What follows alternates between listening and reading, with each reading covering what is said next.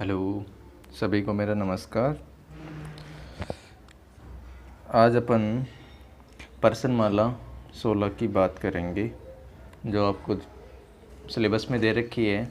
पृष्ठीय क्षेत्रफल और आयतन यानी सरफेस एरिया एंड वॉल्यूम, इस नाम से आपकी ये प्रश्नावली दे रखी है। इससे पहले अपन ने कई टॉपिक्स पढ़ लिए हैं। आपको रेगुलर वीडियोस देखने हैं, ठीक है।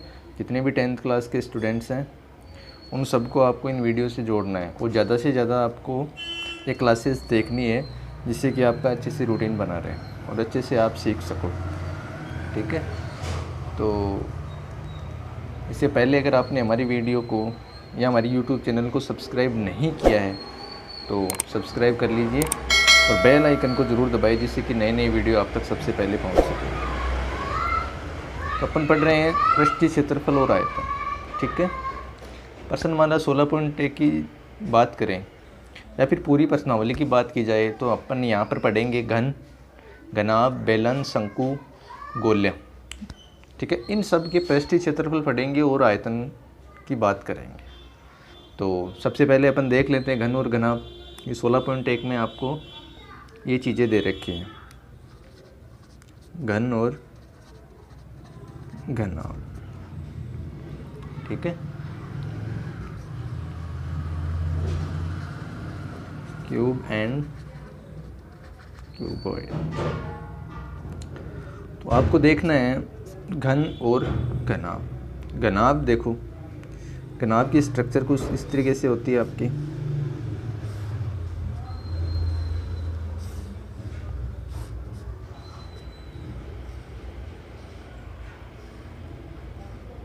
ठीक है, ये आपका घनाभ है। और एग्जाम्पल के तौर पे देखिए, अपन जिस रूम में रहते हैं, जिसकी लंबाई, चौड़ाई और ऊंचाई अलग अलग दे रखी है, अपना जो रूम है वो एक तरीके से क्या है, घनाभ है। इसकी ये लंबाई हो गई और ये इस घनाभ की चौड़ाई हो गई, ठीक है।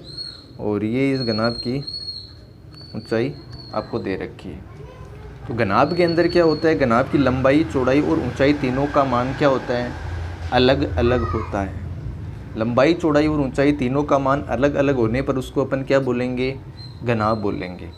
सेम स्ट्रक्चर इस तरीके से आपको दे रखी है, जिसमें लंबाई, चौड़ाई और ऊंचाई तीनों का मान समान है, तो उसको अपन क्या बोलेंगे, घन बोलेंगे। जैसे आपका ये है,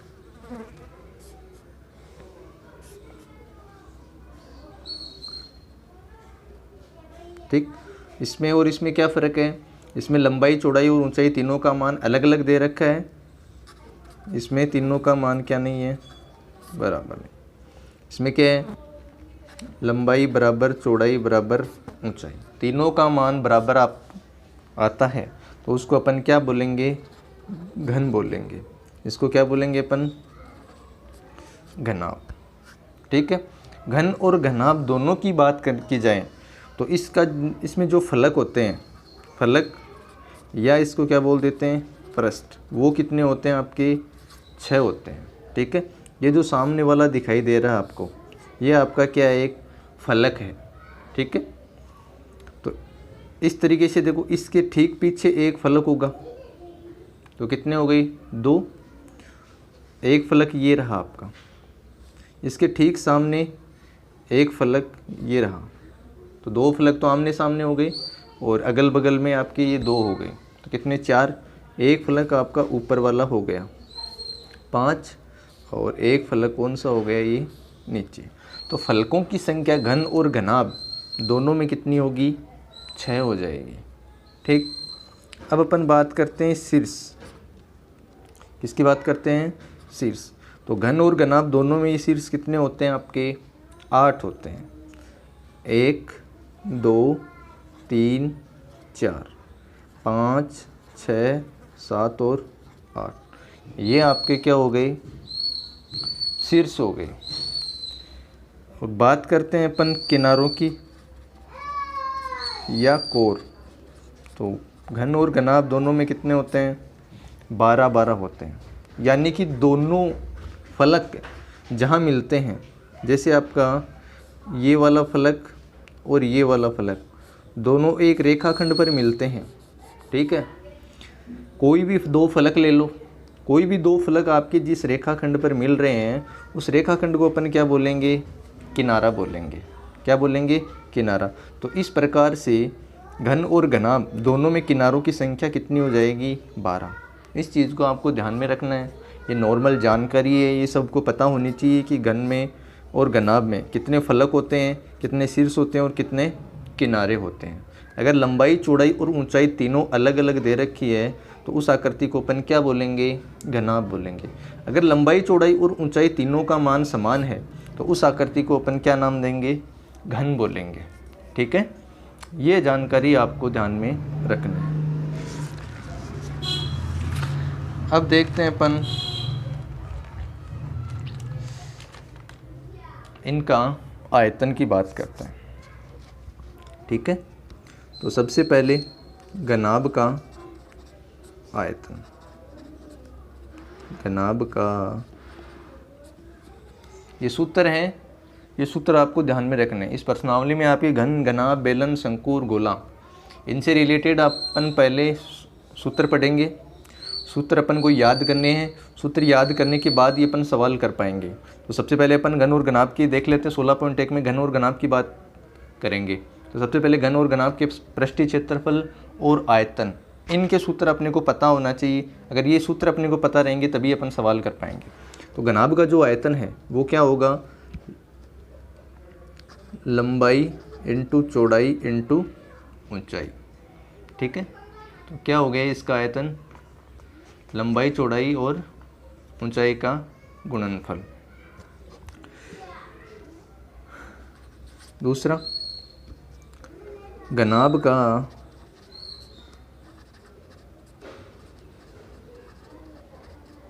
संपूर्ण पृष्ठीय क्षेत्रफल।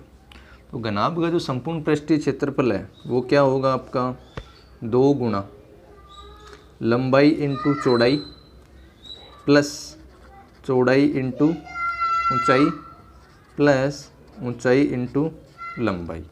ये आपका घनाभ का संपूर्ण पृष्ठीय क्षेत्रफल हो गया, ठीक है।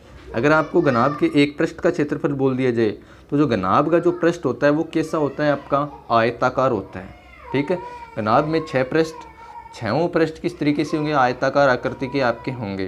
तो एक पृष्ठ का क्षेत्रफल आपको पूछ लिया जाए तो क्या होगा, लंबाई इंटू चौड़ाई, ठीक है। यहाँ पर देखो कितने, 2 से 1 2 3, 3 को अपन ने 2 से गुणा किया तो अपने पास कितने पृष्ठ आ गए, 6 पृष्ठ आ गए, ठीक है। अब देखते हैं घनाभ का विकर्ण।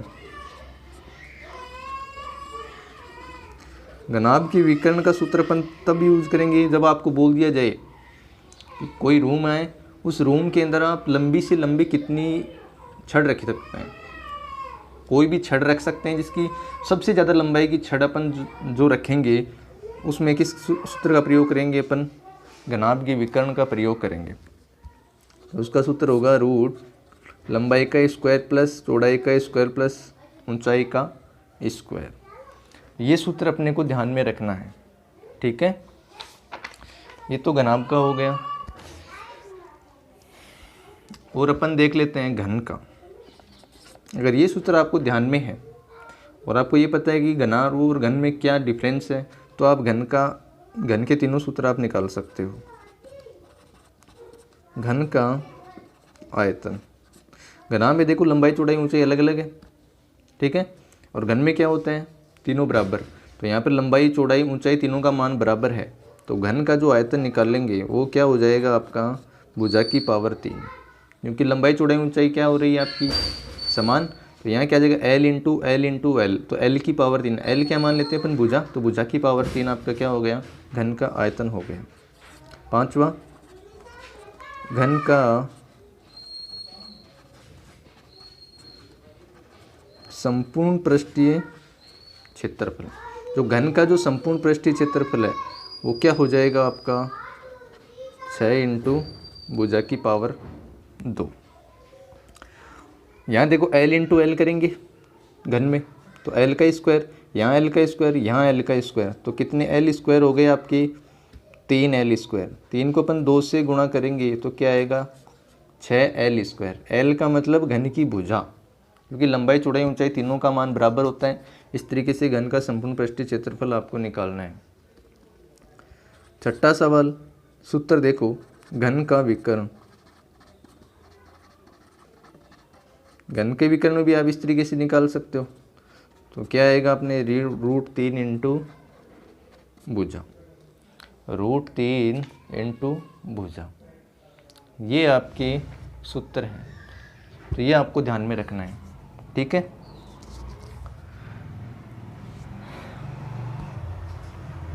चलिए अब सवाल की बात करते हैं अपन।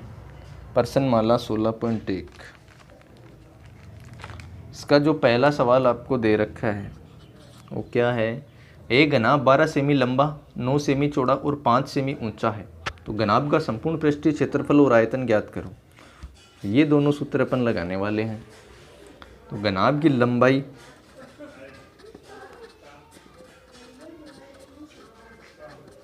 घनाभ की लंबाई L, इसका मान दे रखा है 12 सेमी। घनाभ की चौड़ाई B, इसका मान दे रखा है 9 सेमी और ऊंचाई दे रखी है आपको 5 सेमी, ठीक है। लंबाई चौड़ाई ऊंचाई का मान आपको दे रखा है। आप डायरेक्टली सूत्र में मान रखो, मान रखने पर आपके पास संपूर्ण पृष्ठीय क्षेत्रफल और आयतन आ जाएगा। तो पहले अपन लिखते हैं घनाभ का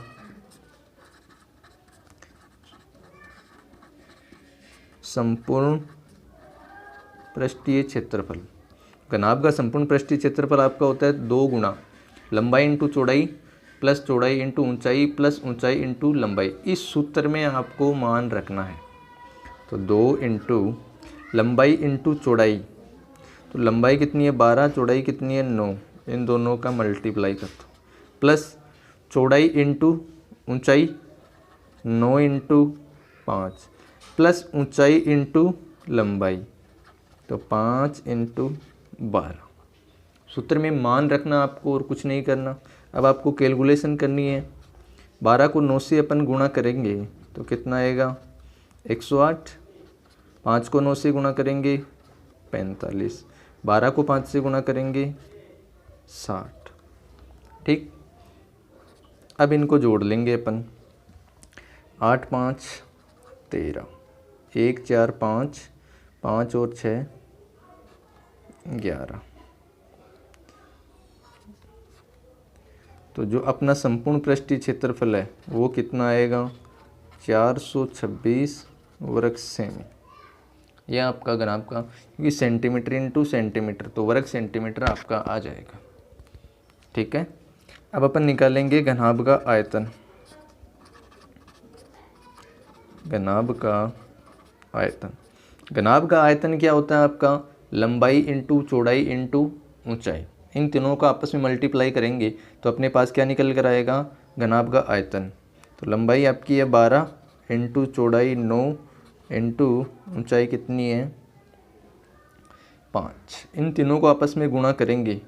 12 को 5 से गुणा किया 60, 60 को 9 से अपन गुणा करेंगे तो कितना आएगा 540। अब यहाँ देखो सेंटीमीटर इंटू सेंटीमीटर इंटू 3 बार सेंटीमीटर गुणा में हो रहा है, तो या तो लिख दो सेमी की पावर 3, या क्या लिख सकते हो आप घन सेमी। इस तरीके से आपको घनाभ का संपूर्ण पृष्ठीय क्षेत्रफल और आयतन निकालना है, ठीक है। दूसरा सवाल देखते हैं। दूसरा सवाल है आपका, 3 घनों की भुजाएं क्रम से 8 सेमी, 6 सेमी और 1 सेमी है। इन्हें पिघलाकर एक नया घन बनाया जाता है। 3 घन आपको दे रखे हैं, उनके जो भुजाएं हैं वो आपको दे रखी है। इन 3 घनों की सहायता से या उनको तीनों को पिघलाकर एक नया घन बनाते हैं। तो नए घन का संपूर्ण पृष्ठीय क्षेत्रफल ज्ञात करो। तो नए घन का संपूर्ण पृष्ठीय क्षेत्रफल निकालेंगे तो 6 गुणा भुजा स्क्वायर आएगा। तो जो नया घन बन रहा है उसकी भुजा अपने को पता नहीं है, तो सबसे पहले अपने काम क्या होगा, जो नया घन है उसकी भुजा का मान निकालना। जब अपने पास भुजा आ जाएगी तो अपन डायरेक्टली निकाल पाएंगे घन का संपूर्ण पृष्ठीय क्षेत्रफल। भुजा का होना बहुत ज़रूरी है, तो अपन इन तीनों घनों की सहायता से बनाएंगे। देखना कैसे करते हैं। आपको 3 अलग अलग घन दे रखे हैं और तीनों घनों की भुजाएं का मान दे रखा है। तो सबसे पहले ये जो 3 घन आपको दे रखे हैं, इन तीनों घनों का आयतन अलग अलग निकाल लो। ठीक, उसके बाद में इन तीनों घनों के आयतनों को आपको योग करना है। तीनों घनों के आयतनों का जोड़ करेंगे, वो नए घन के आयतन के बराबर हो जाएगा। तो वहाँ से क्या निकल जाएगी, आपकी घन की भुजा। घन की भुजा निकलने के बाद में आपको घन का संपूर्ण पृष्ठीय क्षेत्रफल निकालना है। सबसे पहले आप लिखोगे 8 सेमी भुजा वाले घन का आयतन। सूत्र आप सबको याद कर लेने हैं। सबसे पहला काम आपको प्रश्नावली स्टार्ट करने से पहले ही आपको सारे सूत्र याद होने चाहिए। जब तक सूत्र याद नहीं होंगे तब अपने को पता ही नहीं घन का आयतन क्या होता है, तो अपन 8 सेमी भुजा वाले घन का आयतन कैसे निकाल पाएंगे। तो प्रश्नमाला तभी स्टार्ट करो जब आपको उस प्रश्नमाला से रिलेटेड सारे सूत्र याद हों। ठीक है, तो घन का आयतन होता है कि भुजा की पावर 3। तो भुजा आपको दे रखी 8, तो भुजा की पावर 3 करेंगे तो 8 की पावर क्या करेंगे, 3। 8 की पावर 3 का मान कितना होता है, 512। आयतन है तो क्या आ जाएगा, सेमी की पावर 3। उसके बाद में अपन बात करते हैं 6 सेमी भुजा वाले घन का आयतन। वही भुजा की पावर 3, तो भुजा दूसरे घन की जो भुजा है वो 6 दे रखी है, 6 की पावर 3। 6 की पावर 3 का मान कितना होता है, 216 घन सेमी। ठीक है, उसके बाद में तीसरा आपको घन दे रखा है 1 सेमी का। तो 1 सेमी भुजा वाले घन का जो आयतन है वो क्या हो जाएगा, भुजा की पावर 3। भुजा कितनी है, 1, तो 1 की पावर 3, 1 घन सेमी या सेमी की पावर 3। इन तीनों घनों को पिघला कर नया घन बनाया जा रहा है। तो क्या करेंगे, तीनों घनों के आयतनों का योग करेंगे। तीनों घनों के आयतनों का योग जो आता है वो आपका क्या होगा, नए घन के आयतन के बराबर हो जाएगा। आयतन आयतन को बराबर करना है। तीनों घनों के आयतनों का योग बराबर नए घन का आयतन, वहाँ से अपन घन की भुजा निकालेंगे। तो यहाँ सबसे पहले तीनों घनों के आयतनों का योग, 8 सेमी, 6 सेमी, 1 सेंटीमीटर भुजा वाले जो घन है उनका जो आयतन आया है, इन सब का अपन योग करेंगे। तो 512 प्लस 216 प्लस 1, इन सब का योग करेंगे तो 6 2 8 1 9, 1 1 2 5 और 2 7, 729 घन सेमी अपने पास में तीनों घनों के आयतनों का योग आ गया। इनको पिघला कर नया घन बना रहे हैं, तो क्या करेंगे, नए घन का आयतन, नए घन का आयतन, नए घन की भुजा अपने को नहीं पता, तो अपन मान लेते हैं नए घन का जो आयतन है, नए घन की भुजा अपन a मान लेते हैं। तो नए घन का आयतन क्या हो गया, 1 की पावर 3। 1 की पावर 3 का मान किसके बराबर होगा, 729 के बराबर होगा। ठीक है, 1 की पावर 3 बराबर 729। इसको अपन क्या लिख सकते हैं, 9 की पावर 3, ये लिख सकते हैं। अब देखो 1 की पावर 3 और 9 की पावर 3 दोनों की घात सेम है, तो क्या करेंगे, 3 से 3 पावर से पावर कैंसिल हो जाएगी। तो 1 का जो मान है वो कितना हो जाएगा आपका, 9 सेम। तो जो नया घन अपने पास में आया है, उस नए घन की भुजा अपने पास कितनी आ गई, 9 सेमी। भुजा अपने पास में आ गई तो संपूर्ण पृष्ठीय क्षेत्रफल अपन ज्ञात कर सकते हैं। तो क्या करेंगे अपन, घन का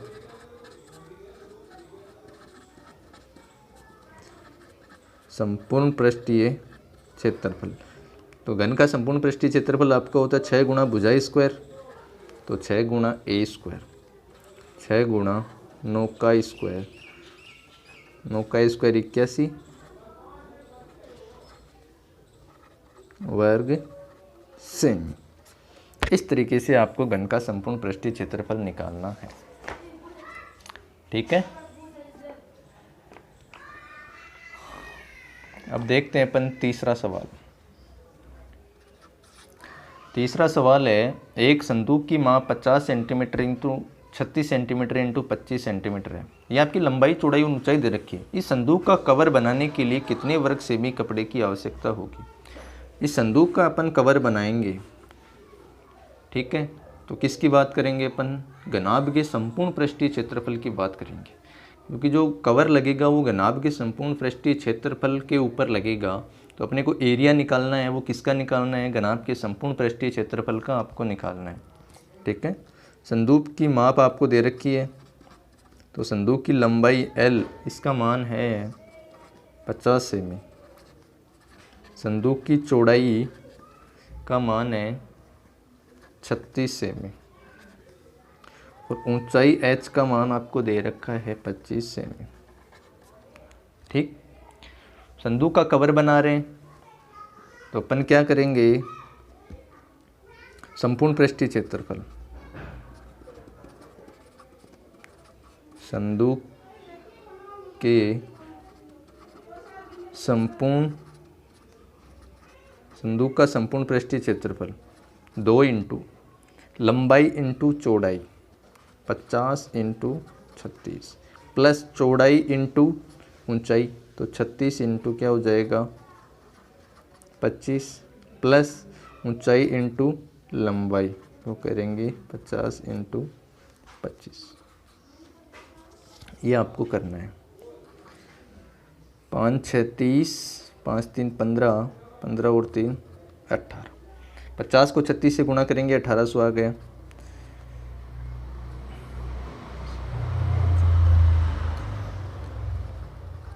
ये 900 हो गया आपके, प्लस ये हो गया आपका 1250।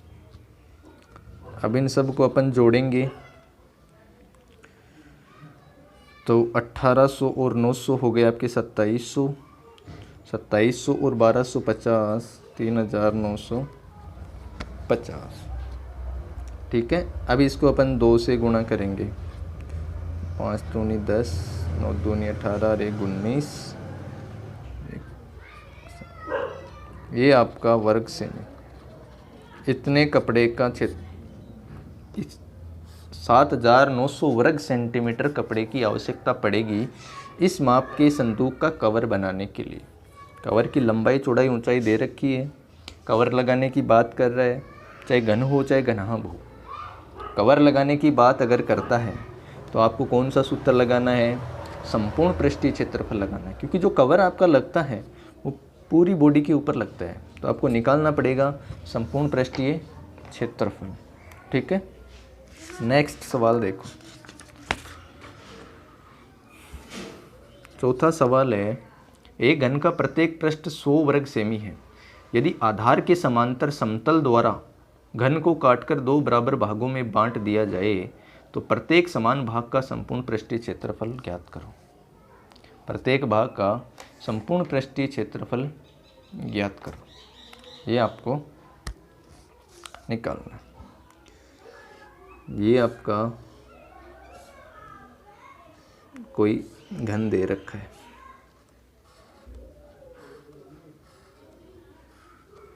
ठीक है। इसमें आपको घन की लंबाई नहीं दे रखी है, घन की जो भुजा है वो उसका मान आपको नहीं दे रखा है। घनाभ का जो पृष्ठ होता है वो कैसा होता है? आयताकार, क्योंकि उसमें लंबाई और चौड़ाई का मान अलग अलग होता है। घन में क्या होता है? घन का जो पृष्ठ होता है उसकी लंबाई, चौड़ाई और ऊंचाई तीनों का मान अलग होता है। तो जो घन का जो ये पृष्ठ है इसकी आकृति कैसी हो गई आपकी? वर्गाकार। कैसी आकृति हो गई? वर्गाकार। घन का पृष्ठ होता है वर्गाकार। तो एक पृष्ठ का क्षेत्रफल आपको दे रखा है वो है 100 वर्ग सेंटीमीटर। तो एक पृष्ठ होता है वर्गाकार, पृष्ठ का क्षेत्रफल आपको दे रखा है 100 सेंटीमीटर। तो अपन क्या, किस सूत्र के द्वारा अपन घन की भुजा निकाल सकते हैं? वर्ग के क्षेत्रफल की सहायता से, क्योंकि घन का जो पृष्ठ होता है वर्गाकार होता है। वर्ग का क्षेत्रफल आपको दे रखा है एक पृष्ठ का, तो आप सबसे पहले इसकी भुजा निकालोगे। भुजा निकालने के बाद ही बोल रहा है ये जो आधार है इसके समांतर आपको इसको बीच में काटना है। काटने के बाद में क्या होगा? दो भाग बन जाएंगे, एक भाग ऊपर वाला, एक भाग नीचे वाला। इन दोनों का अलग अलग आपको संपूर्ण पृष्ठीय क्षेत्रफल ज्ञात करना है। ठीक है, तो देखो किस तरीके से करते हैं। तो सबसे पहले अपन करेंगे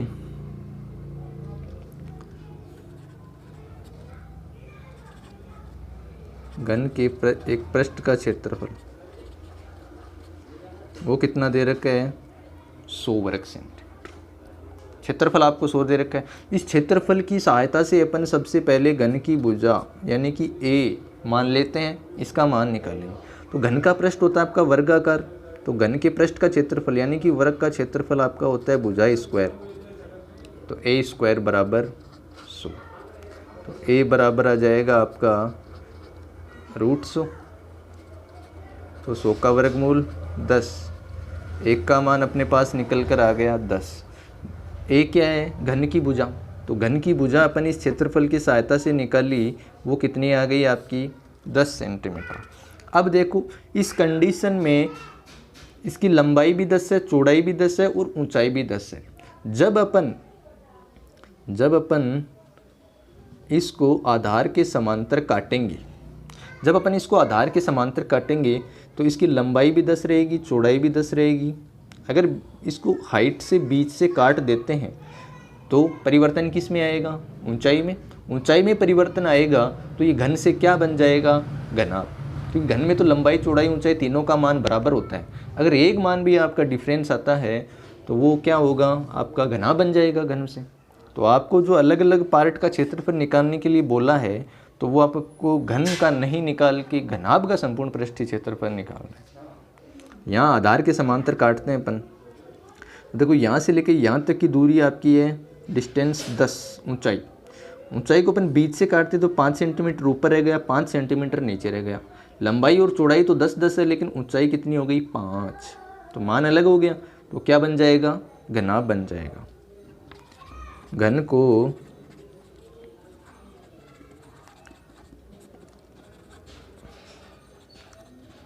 आधार के समांतर काटने पर जो ऊंचाई आएगी वो कितनी आएगी आपकी 10/2 बराबर 5 सेंटीमीटर। ठीक है, अब देखो यहाँ पर लंबाई तो आपकी है 10, चौड़ाई भी कितनी है 10, लेकिन ऊंचाई कितनी आ गई आपकी 5 सेंटीमीटर। 10 सेंटीमीटर लंबा, 10 सेंटीमीटर चौड़ा और 5 सेंटीमीटर ऊंचा आपके दो घनाभ बन रहे हैं। एक तो ऊपर बन गया, एक नीचे बन गया, दो घनाभ बने। आपको प्रत्येक समान भाग का संपूर्ण पृष्ठीय क्षेत्रफल निकालना है। एक का निकालेंगे तो दूसरे का भी उतना ही आएगा, तो अपन एक निकाल लेते हैं। तो लंबाई चौड़ाई ऊंचाई अलग आ गई, तो एक घन से क्या बन गया आपका घनाभ। तो अपने को संपूर्ण पृष्ठीय क्षेत्रफल जो निकालना है वो किसका निकालना है, घनाभ का निकालना है। घनाभ का संपूर्ण पृष्ठीय क्षेत्रफल 2 इंटू लंबाई इंटू चौड़ाई, तो 10 इंटू 10, चौड़ाई इंटू ऊंचाई करेंगे 10 इंटू 5, और ऊंचाई इंटू लंबाई करेंगे 5 इंटू 10। 2 इंटू 10 को 10 से गुणा किया 100, 10 को 5 से गुणा किया 50, 5 को 10 से गुणा किया 50, 2 गुणा 100 प्लस 50, 150 प्लस 50 करेंगे 200। तो जो घन का जो ये अपने काटने के बाद में प्रत्येक समान भाग आया है उसका संपूर्ण पृष्ठीय क्षेत्रफल कितना निकल कर आ गया 400 वर्ग सेंटीमीटर। नीचे वाले का भी 400 वर्ग सेंटीमीटर क्षेत्रफल, ऊपर वाले का भी कितना आएगा 400 वर्ग सेंटीमीटर क्षेत्रफल आपके पास में निकल कर आ जाएगा। पांचवा सवाल देखते हैं।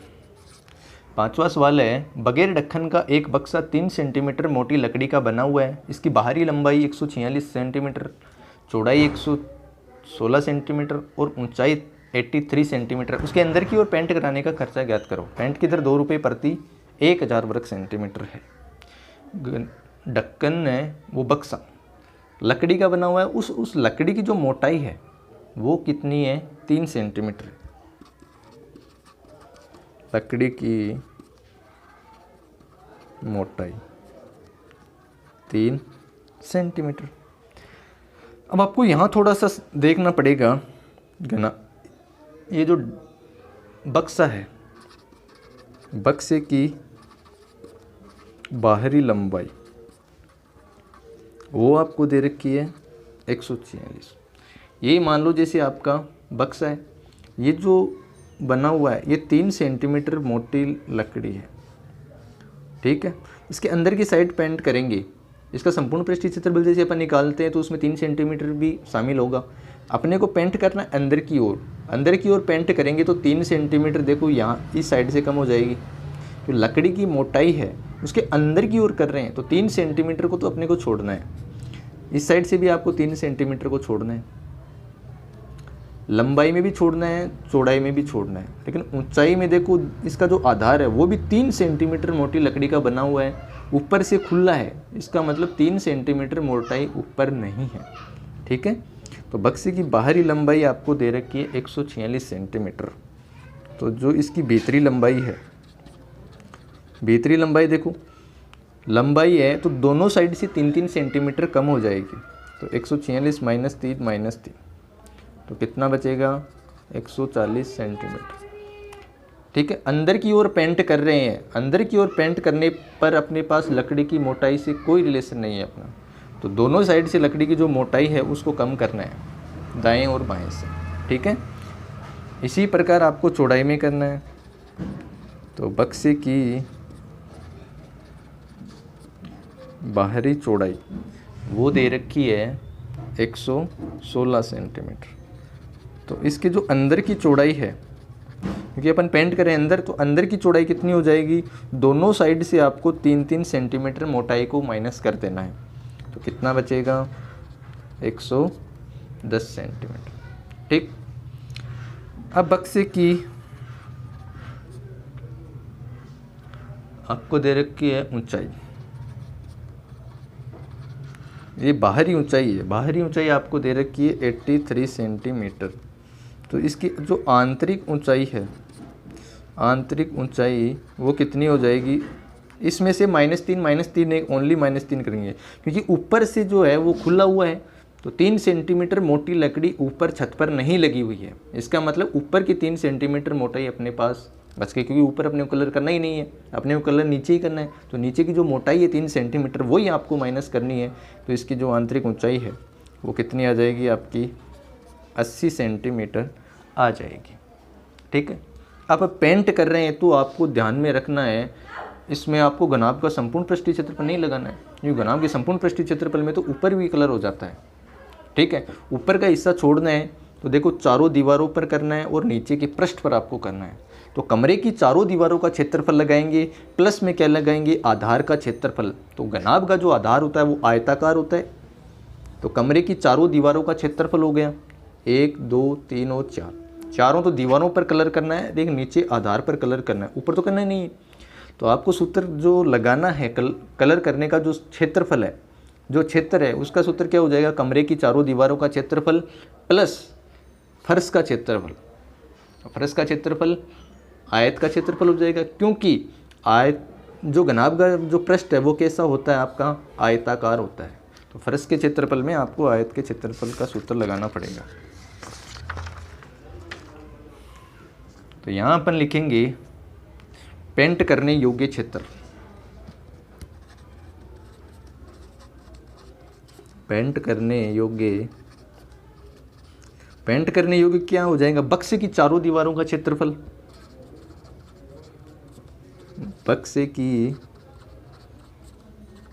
अच्छे से समझ लेना, इसको बहुत ही आराम से समझा रहा हूँ, सबके समझ में आना चाहिए। बक्से की चारों दीवारों का क्षेत्रफल प्लस फर्श का क्षेत्रफल, फर्श यानी कि नीचे का जो आधार है उस क्षेत्रफल की बात कर रहा है। बक्से को आप कमरे पे लेके चलो तो कमरे की चारों दीवारों पर कलर कर रहे हैं और नीचे आधार पर फर्श पर कलर कर रहे हैं, छत उसकी खुली हुई है, तो आपको घनाभ के संपूर्ण पृष्ठीय क्षेत्रफल की बात नहीं करनी है। यहाँ पर इस चीज़ का विशेष तौर से ध्यान रखें। तो बक्से की चारों दीवारों का क्षेत्रफल क्या, 2 इंटू लंबाई इंटू चौड़ाई, ये चारों दीवारों का तो आ गया क्षेत्रफल, और साथ में क्या लेते हैं अपन, ऊंचाई। ये तो हो गया पृष्ठीय क्षेत्रफल और ये ऊंचाई। ये कमरे की संपूर्ण ये कमरे की चारों दीवारों का क्षेत्रफल होता है, 2 गुना लंबाई इंटू चौड़ाई, लंबाई प्लस चौड़ाई, यहाँ प्लस करना है आपको, 2 इंटू लंबाई प्लस चौड़ाई इंटू ऊंचाई, ठीक है। प्लस फर्श का क्षेत्रफल। तो घनाभ का जो फर्श होता है, बक्से का फर्श आयताकार होता है, इसके लिए अपन क्या सूत्र लगाएंगे, L इंटू बी। ये आपको सूत्र लगाना है, ठीक है। चलिए अब आपको मान रखने हैं 2 इंटू लंबाई कितनी है आपकी 140, अंदर की ओर कर रहे हैं, चौड़ाई कितनी है आपकी 110 और ऊंचाई कितनी हो गई आपकी 80, प्लस फर्श का क्षेत्रफल क्या हो जाएगा 140 इंटू 110, ठीक है। 2 इंटू 140 में अपन 110 जोड़ते हैं तो 250 इंटू 80 प्लस 140 इंटू 110। आराम से कैलकुलेशन कर लिए। 2 को अपन 250 से गुणा करेंगे तो कितना आएगा 500। 500 को 80 से आपको गुणा करना है, 8 पंजे 40, 40,000 प्लस इसको अपन गुणा करेंगे तो 154 और 2 जीरो, ठीक है। 15,400 और 40,000 कितने हो जाएंगे आपके 55,400 वर्ग सेमी। जो अपन बक्से के अंदर कलर करेंगे वो जो क्षेत्र आया कितना आया आपका 55,400 वर्ग सेंटीमीटर पर आपको कलर करना है, ठीक है। अब आपको कलर करने की दर भी दे रखी है कि 1000 वर्ग सेंटीमीटर पर अपन कलर करते हैं तो कितना खर्चा आता है 2 रुपये। तो इतने क्षेत्रफल पर कितना आएगा, तो यहाँ लिखेंगे 1000 वर्ग सेमी पर पेंट करने का खर्चा। 1000 पर अपन पेंट करते हैं तो कितना खर्चा आ रहा है 2 रुपये का। 1 वर्ग सेंटीमीटर पर अपन पेंट करते हैं तो कितना खर्चा आएगा 2/1000, ठीक है। अपने को कलर कितने क्षेत्र पर करना है इस पर जो अपन ने अभी निकाला है 55,400 वर्ग सेंटीमीटर पर पेंट करने का खर्चा 2/1000 इंटू 55,400। 2 जीरो से 2 जीरो काट देंगे, ठीक है।